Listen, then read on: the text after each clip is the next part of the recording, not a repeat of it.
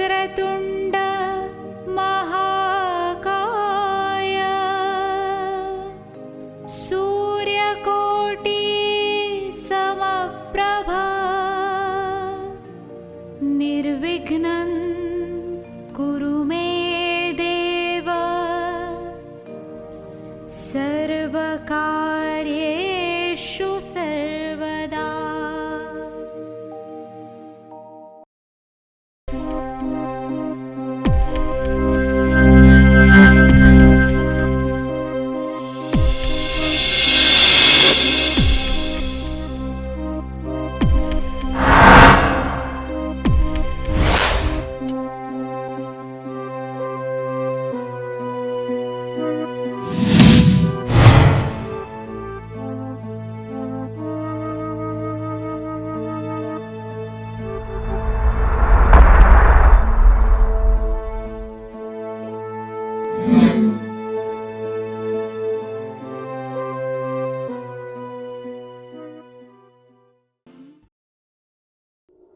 दिल का दरिया बह ही गया राहों में यूं जो तू मिल गया। मुश्किल से मैं संभला था, टूट गया हूँ फिर एक दफा। बात बिगड़ी है इस कदर, दिल है टूटा, टूटे हैं हम। तेरे बिन अब न लेंगे एक भी दम, तुझे कितना चाहे और हम। तेरे बिन अब न लेंगे एक भी दम, तुझे कितना चाहे और हम। तेरे साथ हो जाएंगे खत्म, तुझे कितना चाहे और हम।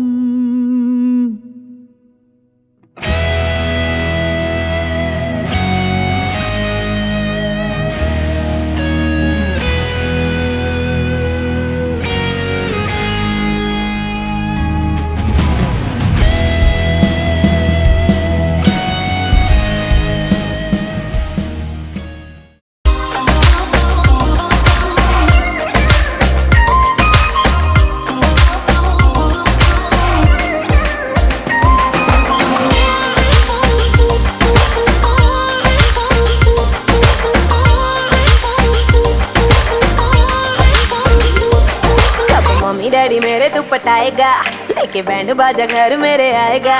कब मम्मी डैडी मेरे तू पटाएगा, लेके बैंड बाजा घर मेरे आएगा। कब तक मुझे ऐसे ही घुमाएगा, तू बात बढ़ा तो सही। दिल दिया है जान भी तुझे दूंगी, दिल दिया है जान भी तुझे दूंगी। तू एक बारी आ तो सही। दिल दिया है जान भी तुझे दूंगी, तू एक बारी आ तो सही। दिल दिया है जान भी तुझे दूंगी, तू नजर मिला तो सही। तू एक बारी आ तो सही। Oh baby, I just wanna tell you, if I could have a chance to love you, तू दिल मेरा लुट के ले गई, ते अखां नाल सब कुछ कह गई। Oh baby, I just wanna tell you, if I could have a chance to love you, तू दिल मेरा लुट के ले गई, ते अखां नाल सब कुछ कह गई। जब मारदा तू मुझ पे टराइयां, शर्म आगे मेरी पलक है झुक दी। जब पकड़े तू मेरी अकलाइयां, हार्ट बीट बढ़ती ते कभी रुक दी। जब मारदा तू मुझ पे टराइयां, शर्म आगे मेरी पलक है झुक दी। जब पकड़े तू मेरी अकलाइयां, हार्ट बीट बढ़ती ते कभी रुक दी। हुआ तुझसे मैं थोड़ी अटैच नहीं, तेरी कुंडली बिगाड़ लूंगा मैच नहीं। हुआ तुझसे मैं थोड़ी अटैच नहीं, तेरी कुंडली बिगाड़ लूंगा मैच नहीं। तुझे जल्दी से वाइफी बनाऊंगा, तू मूड बना दो सही। दिल दिया है जहाँ भी तुझे देंगे, दिल दिया है जहाँ भी तुझे देंगे। तू एक बारी आना सही। दिल दिया है जहाँ भी तुझे देंगे, तू एक बारी आना सही। दिल दिया है जहाँ भी तुझे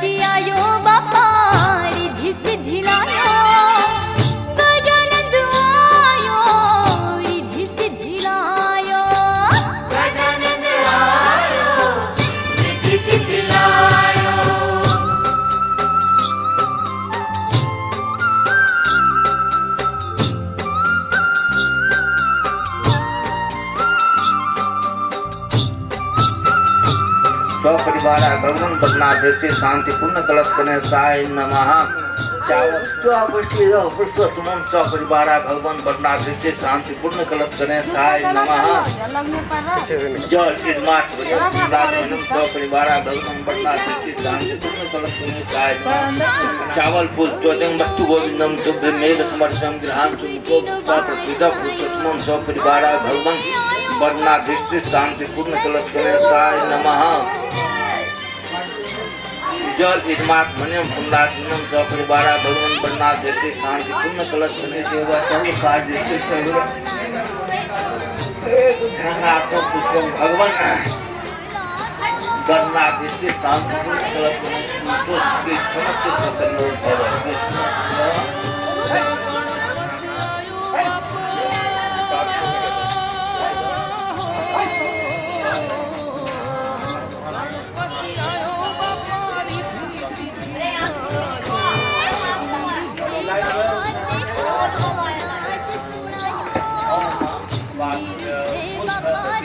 शरीर आरोग्य कामया शुद्धि स्मृति फल प्राप्त्यर्थम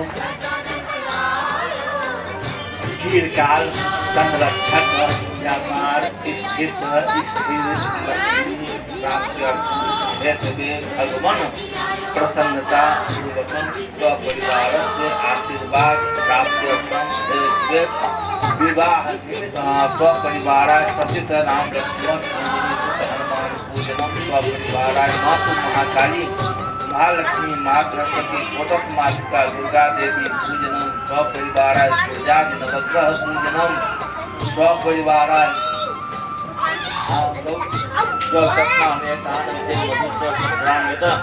पंचामृत रत्नाम भगवती श्री अंजनी सुत हनुमते नमः पीठ जल शुद्धोदक स्नानम समर्पयामि स्वपरिवार प्रसिद्ध राम लक्ष्मण अंजनी सुत हनुमते नमः चंद्रम प्रतिगृहीतां स्वपरिवार प्रसिद्ध राम लक्ष्मण अंजनी सुत हनुमते नमः अंजनी सुत हनुमते विश्व देवा सहिमाद्यन सामोपतिष्ठा स्वपरिवार प्रसिद्ध राम लक्ष्मण अंजनी सुत हनुमते अंजनी सुत हनुमते नमः चावल फूल नीलांबुज श्यामल कोमलांगम सीता समारोह सुधवाम भाग्यम साधो महासायक चार सापम नमः नीलामं भगवन् सनातम हम शैलावजन संस्कृतानम ज्ञान नाम त्रिगण्डम सकल गुण निधानम बाणदानम देशं रवति केवल भक्तम बाधिजातन नमः मातृका दुर्गा देवी कथाएं दे देंगे ना सात पूजा होते सातों तो एक और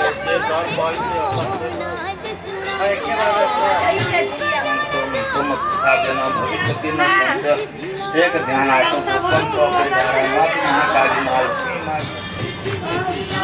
चावल ओम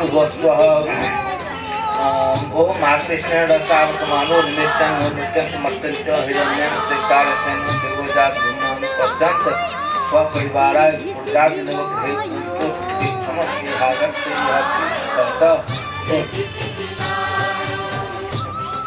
जल स्नाने तान गंगा जल स्नान एक वर्ग स्वपरिवाराय ऊर्जादि नवग्रहे भ्यो नमः पंचामृत वयोदधि घृतं मधुस्वं पंचामृत स्नानार्थं प्रतिवेदां स्वपरिवाराय ऊर्जादि नवग्रहे भ्यो नमः सूर्याग्पत्रं कमज्ञां स्वपरिवाराय ऊर्जादि नवग्रहे भ्यो नमः समस्त यागस्य यः जल स्नाने दान गंगा जल स्नान एक वर्ग भगवती श्री और प्रार्थना नमः पंचामृत वयोदधि घृतं मधुस्वं पंचामृत स्नानार्थं प्रतिवेदां स्वपरिवाराय ऊर्जादि नवग्रहे भ्यो नमः प्रेज्वल चतुर्भुजक गंधादि गंधोत्तमं माग्रे सर्वदेवानां चंद्रम प्रतिगृहीतां भगवती श्री ऊर्जादि नवग्रहे भ्यो नमः सर्वे ग्रह कांत्रा भवन्तु सेवकिका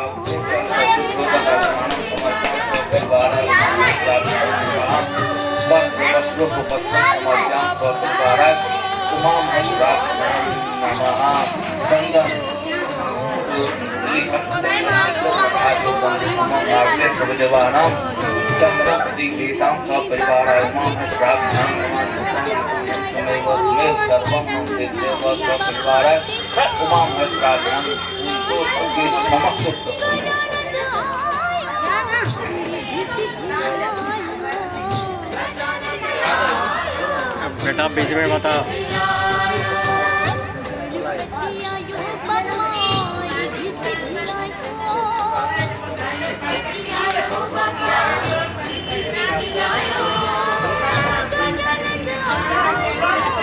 भैया समझे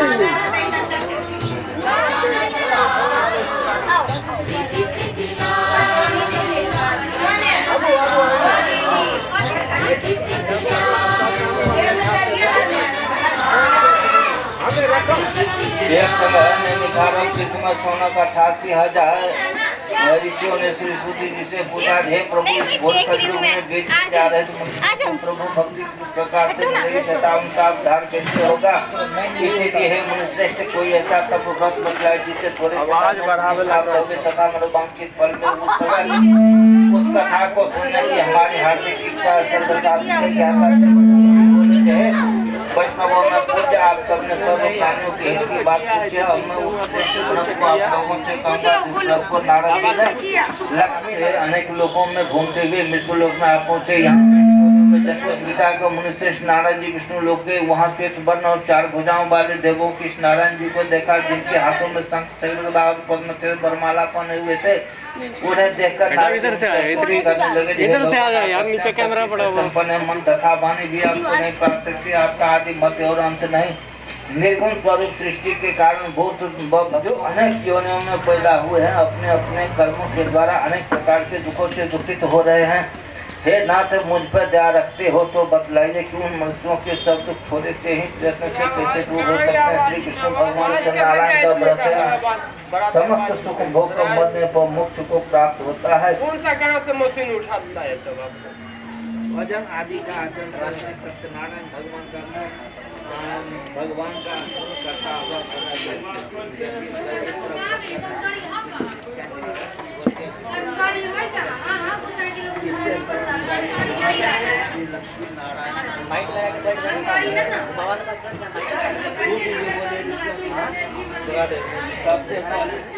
वृद्ध ब्राह्मण बोला, घोर कलयुग में श्री सत्यनारायण भगवान बड़ो वंश फल देने वाले, इसीलिए ब्राह्मण को उनका पूजन कर गुना में लगता वो घोटाला करा रहा था। बंधु बांधवों को बुलाकर विधि के साथ श्री सत्यनारायण जी का पूजन और उस व्रत के प्रभाव से वह घोटाला करा धन पुत्र आदि से युक्त हुआ और संसार के समस्त सुख भोग कर वैकुंठ को चला गया। बोलो श्री लक्ष्मी नारायण भगवान की जय करता था। उसकी पत्नी कमल के समान मुखबंधु के पिता भद्रशिला नदी के तट पर उन दोनों ने श्री सत्यनारायण भगवान का व्रत किया। उस समय वहाँ एक साधु नामक एक दिन उसकी स्त्री लीलावती के साथ आनंदित और संसारिक धर्म से प्रवृत्त होकर सत्यनारायण भगवान की कृपा से गर्भवती हो गई तथा 10वें महीने में उनके यहाँ सुंदर कन्या का जन्म हुआ। दिनों दिन वो इस तरह कन्या बढ़ने लगी जैसे शुक्ल पक्ष का चंद्रमा बढ़ता है। कन्या का नाम कलावती रखा गया। तब लीलावती ने मीठे शब्दों में अपने पति से कहा कि जो अपने संकल्प रखने लगी लौटने को देखभाल कर लड़की के लिए सुयोग बनी पुत्र को ले आया। उस सुयोग लड़कों को देखकर साधु ने अपने बंधु बांधवों से प्रसन्नचित्त होकर अपनी पुत्री का विवाह उसके साथ कर दिया, किंतु दुर्भाग्य से विवाह के समय भी वो व्रत कर रखा है। वे निर्दोष है, उन्हें प्रातः ही छोड़ दो और उसका सब धन जो भी तुमने ग्रहण उनसे कोमल वाणी में बोला, हे महानुभाव भाग्यवश आप लोगों को ऐसा कठिन दुख प्राप्त हुआ, अब आपको कोई भय नहीं। ऐसा कहकर राजा ने उनको नए नए वस्त्र आभूषण पहने तथा उनका जितना धन दिया था उससे दुना धन देकर आदर से विदा किया। दोनों वैश्य अपने घर को चल दिए। बोलो श्री लक्ष्मी नारायण भगवान की जय। होती जो बोले वैश्य ने मंगलाचार करके यात्रा आरंभ की और अपने नगर को चला। उनके थोड़े दूर निकलने पर दंडित वेशधारी श्री सत्यनारायण उनसे पूछा कि हे साधु तेरी नाम में क्या है? मानी बनी हंसता हुआ बोला, हे दंडित आप क्यों पूछते हो? क्या धन लेने की इच्छा? मेरी नाम में तो बिल और पीठ के पत्ते भरे। वैसे का कठोर वचन सुनकर श्री भगवान ने कहा, तुम्हारा वचन सत्य हो। डंडीन ऐसा कहकर वहां से चले गए। उनको दूर जाकर समुद्र के किनारे बैठ गए। डंडीन के जाने तो बेचने नित्य क्रिया के बाद नाव को ऊंची ऊंची देखकर अचंभा किया तथा नाव में बेल और तिल के पत्ते आदि देखकर मूर्छित हो गई। बड़ा फिर मूर्छा भीने पहुंचे शोक प्रकट करने लगा। तब बोला मैंने जो अक्षर सत्य बदन कहते उनको सुनाकर ऐसा कहकर महान कोटा से रोने लगा। तब डंडीन भगवान बोले हे बनित पुत्र मेरी आज्ञा से बार बार की मैं दुख प्राप्ति हुआ। तुम मेरी पूजा से भगवान की कृपा से उसे धन धन की प्राप्ति होगी। निर्धन धनी और बंधी बंधन से मुक्त होकर निर्भय हो जाता है। संतानहीनों को संतान प्राप्ति होती है तथा तब मनोरथ पूर्ण होकर अंत वैकुंठ धाम को जाता है। जिन्होंने पहली सूरत को किया अब उसके दूसरे जन्म की कथा कहता हूँ। वृद्ध पिता में ब्राह्मण ने सुदामा के रूप में जन्म लेकर मोक्ष को पाया। उनका मुख नाम का राजा दशरथ होकर वैकुंठ को प्राप्त हुआ। साधु नामक वैश्य ने धर्मात्मा व सप्तपति का राजा मूरध्वज बनकर अपने पुत्र को आड़े से चीर कर मोक्ष को प्राप्त किया। महाराज तुंगध्वज ने सदैव बोलो श्री लक्ष्मी नारायण भगवान की जय।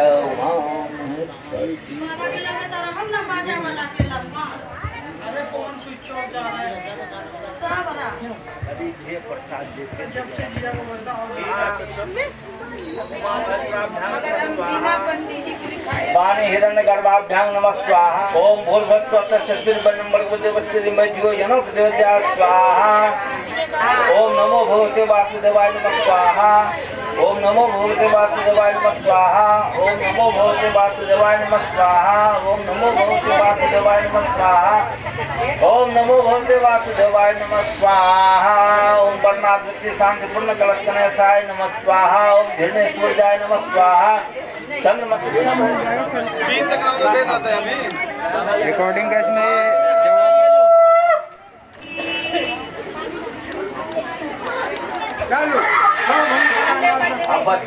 बैगले पंडित जी काम खत्म। भक्त जनों के संग भक्त जनों के संग में दूर करे। ओम जय जगदीश आराम से बिछा देते।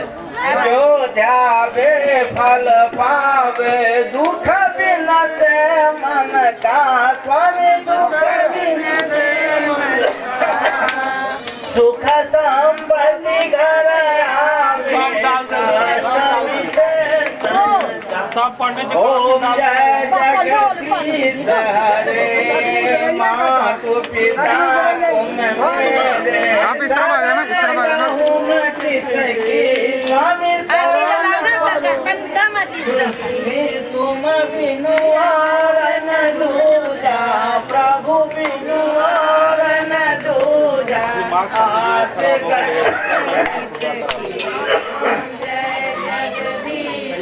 अरे मातु पिता तुम मेरे शरण गहूँ किसकी स्वामी किसकी तुम बिनु और न दूजा प्रभु बिनु और न दूजा। आस करूँ जिसकी ओम जगदीश हरे तुम हो एक गोचर सबके प्राणपति स्वामी सबके प्राणपति। किस विधि मिलो दया में तुमको मैं कुमति। ओम जगदीश हरे दीन बंधु दुख हरता ठाकुर तुम मेरे स्वामी हम तेरे करुणा अपनी शरण लगाओ द्वार परम तेरे। ओम जय जगदीश हरे विष विकार मिटाओ पाप हरो स्वामी काष्ट हरो देवा। श्रद्धा भक्ति बढ़ाओ हरि से। ओम जय जगदीश हरे सत्य नारायण जी की आरती जो कोई नर गावे स्वामी जो कोई गावे कहत शिवानंद स्वामी भजत हरि हर स्वामी मनवांछित फल पावे ओम जय जय जगदीश हरे कर्पूर गौरं करुणावतारं संसार सारं भुजगेन्द्रहारं सदा वसन्तं हृदयारविन्दे भवं भवानी सहितं नमामि। बोलो श्री लक्ष्मी नारायण भगवान की जय। सीधा करने के ढाला जाए बाबा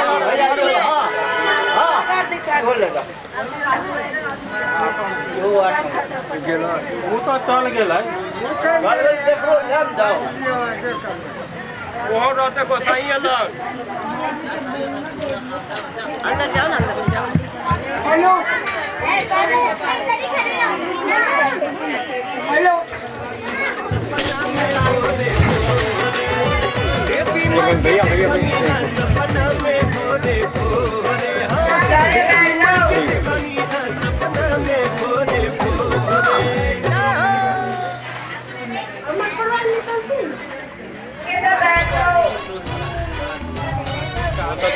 विद्या द्रविणं त्वमेव त्वमेव सर्वं मम देव देव आवाहनं न जानामि परिपूर्णं तदस्मि रूपं जयं देहि सौभाग्यं कामं देहि परिदारभ्यं देहि मे श्रीलक्ष्मी देहि त्वमेव माता च पिता त्वमेव बन्धु च सखा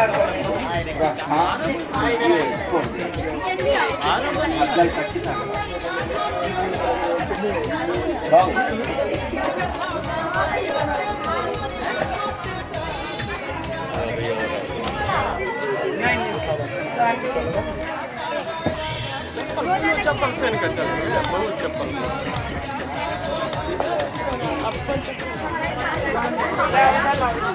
माला रहे ना तो रहे तो वो ना सामान नीचे आरती की बात अमान कन्या थी नीचे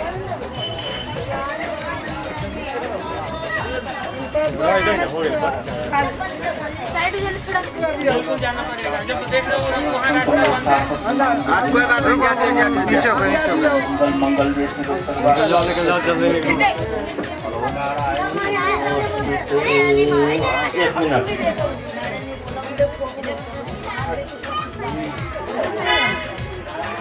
ले लिए चला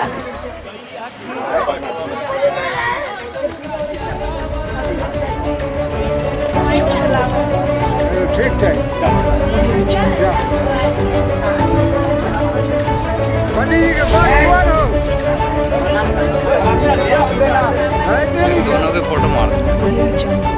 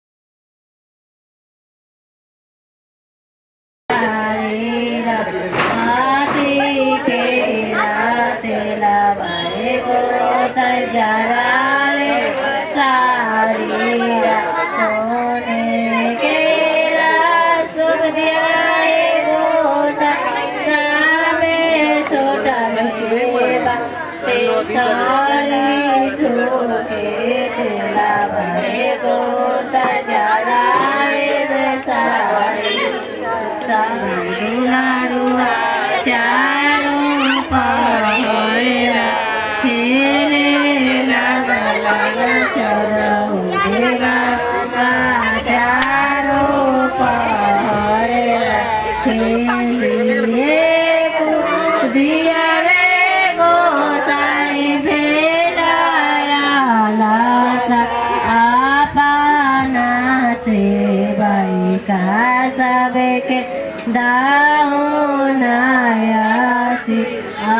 पाना से बलका सबके जाको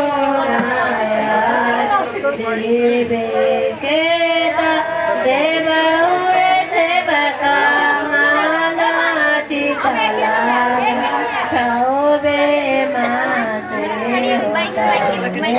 बता ऊंचा पाले छाओबे माँ से होता ऊंचा पाले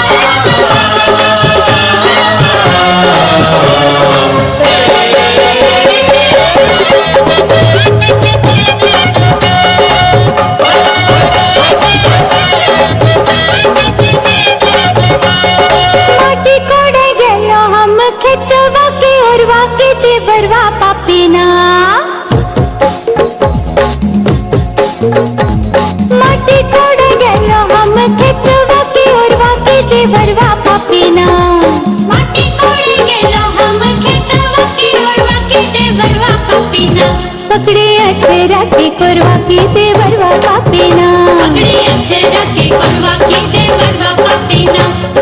माटी कोड़े गेला हम खेतवा के ओरवा के देवरवा पापीना, माटी कोड़े गेलो हम खेतवा की ओरवा की देवरवा पापीना। पकड़े अक्षरा के कोरवा की देवरवा पापीना, पकड़े अक्षरा के कोरवा की देवरवा पापीना।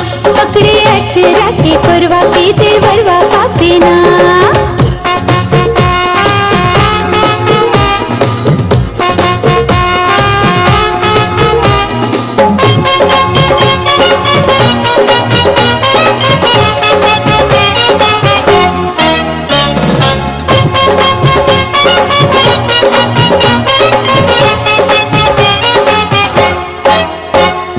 हमारी कलैया छोड़ो छोड़ो मोरी सड़िया, मेरी कलैया छोड़ो छोड़ो मोरी साड़िया।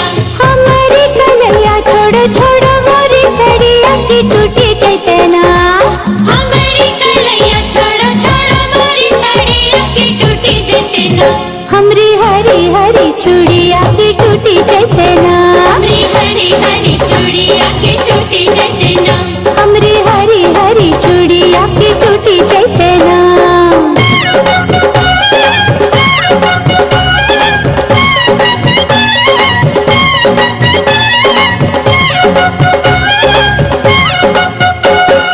चूड़िया के बदले भौजी चूड़िया पिन्हबो, चूड़िया के बदले भौजी चूड़िया पिन्हबो। और चूड़िया के बदले भौजी चूड़िया पिन्हबो की बाजार चलो ना।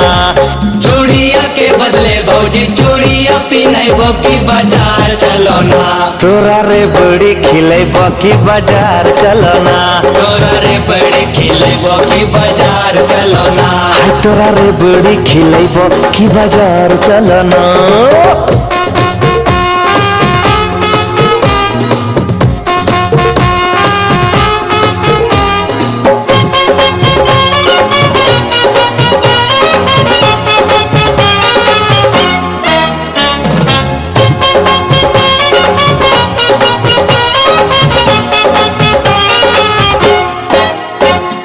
तोरा संगे जैबो नहीं देवर हम बजरिया, तोरा संगे जैबो नहीं देवर हम बजरिया।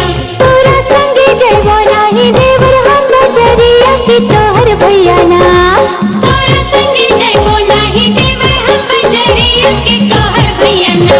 ले तो हमर खबरिया की तोहर भैया ना, ले तो हमर खबरिया की तोहर भैया ना। ले तो हमर खबरिया की तोहर भैया ना।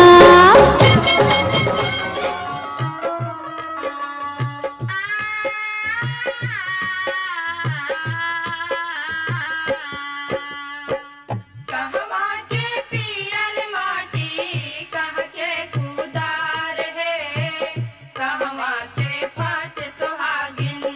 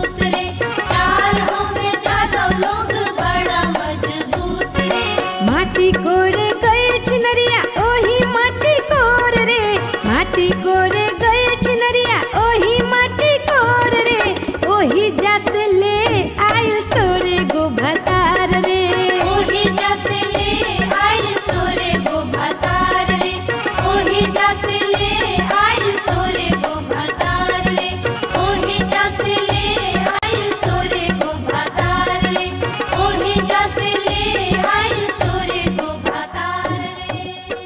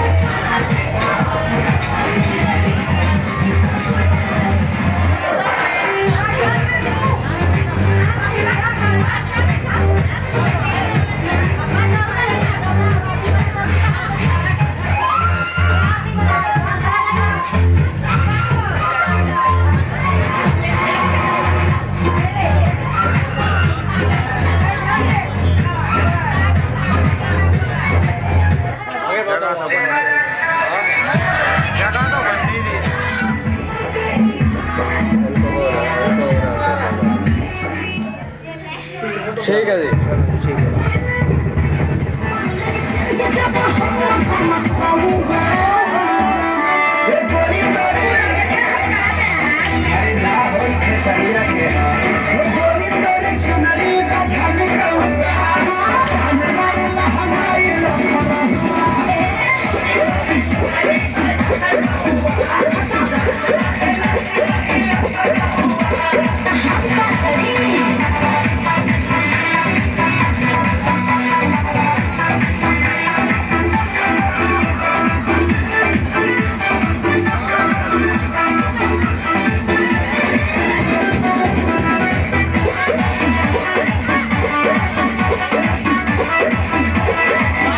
चला दे।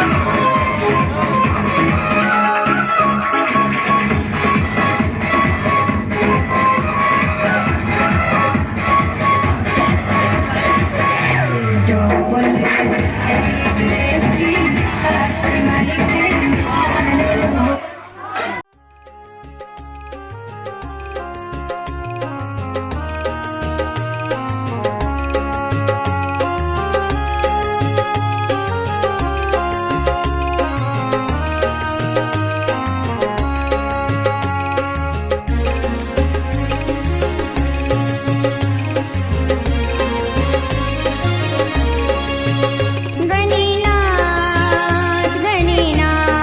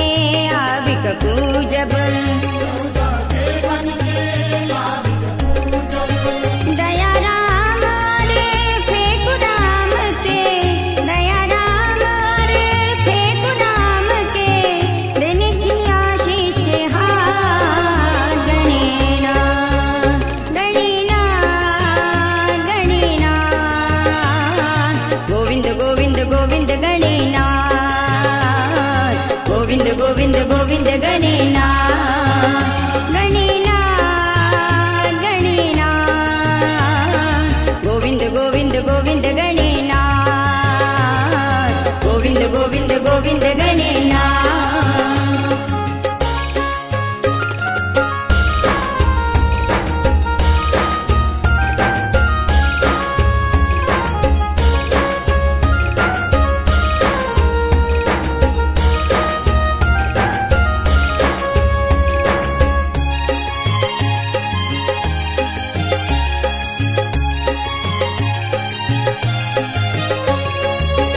अपने दयारू क्षमा संग में चांद सूरज जका चमक गगन में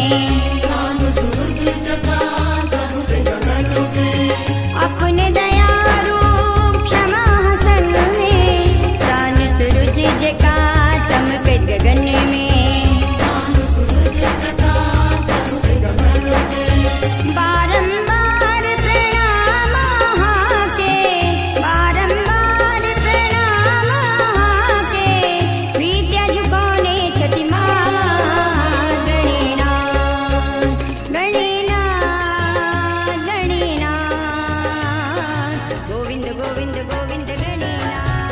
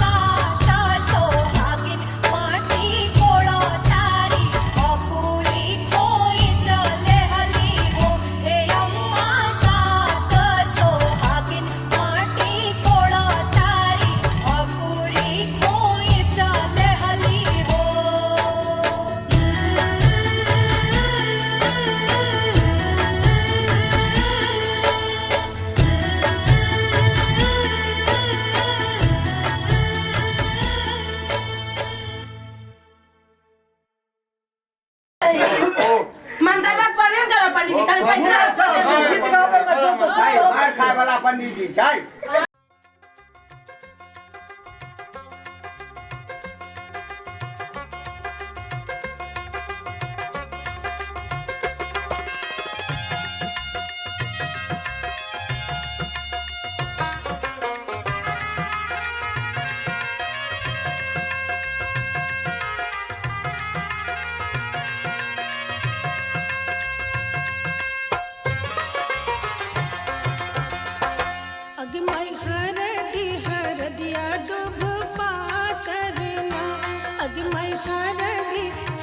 हरदिया दुब पातरना अग मैं हरदिया दुब पातरना अग मैं हरदिया दुब पातरना अग मैं हरदिया दुब पातरना अग मैं हरदिया दुब पातरना।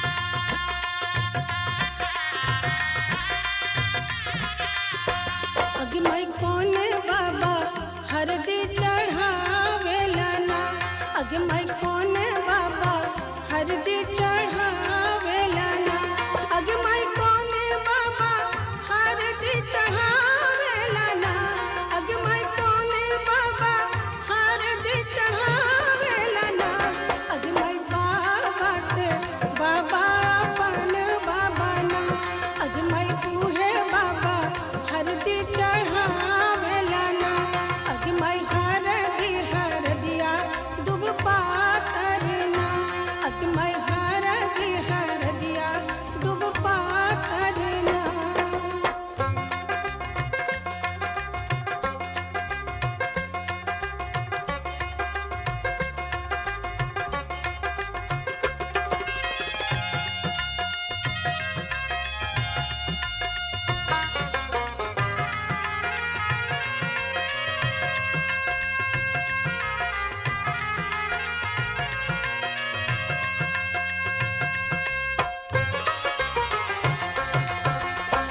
अग मैं कौन चाचा हरदी चढ़ावेला ना अग मैं कौन चाचा हरदी चढ़ावेला ना अग मैं कौन चाचा हरदी चढ़ावेला ना अग मैं कौन चाचा हरदी चढ़ावेला ना अग मैं चाचा से चाचा अपन चाचा ना अग मैं तूहे चाचा हरदी चढ़ावेला ना अग मैं हरदिया दुब पातरना अग मैं हरदिया दुब पातरना।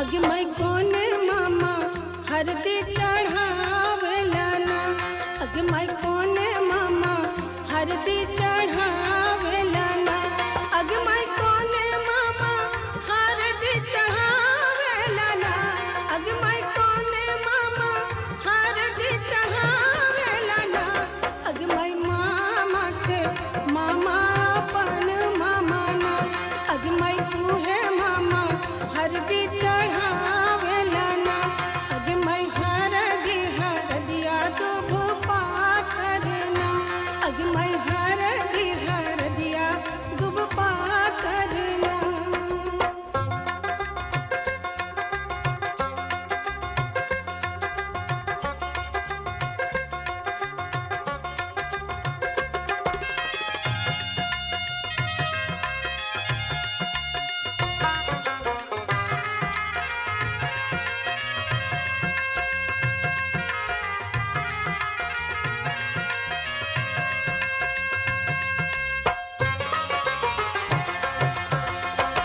अग मैं कौन भैया हरदी चढ़ावेला ना अग मैं कौन भैया हरदी चढ़ावेला ना अग मैं कौन भैया हरदी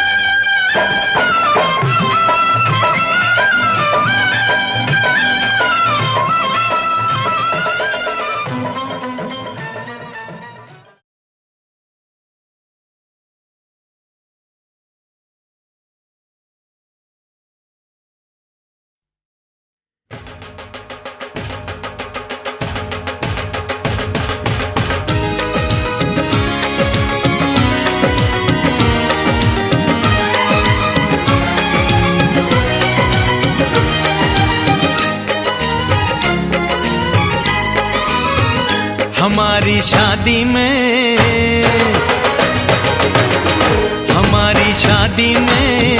अभी बाकी है हफ्ते 400 बरस लगे।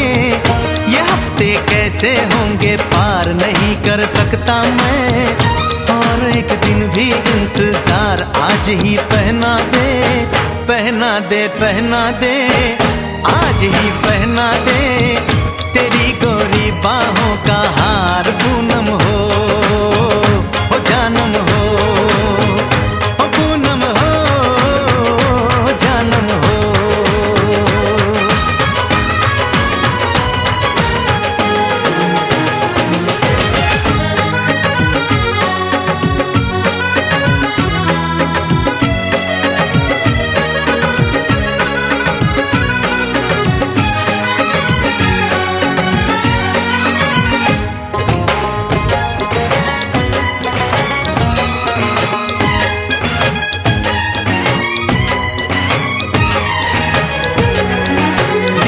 जो देखूं तो ओशन ही ओशन है, ऊपर जो देखूं तो तू आकाश में रोशन है।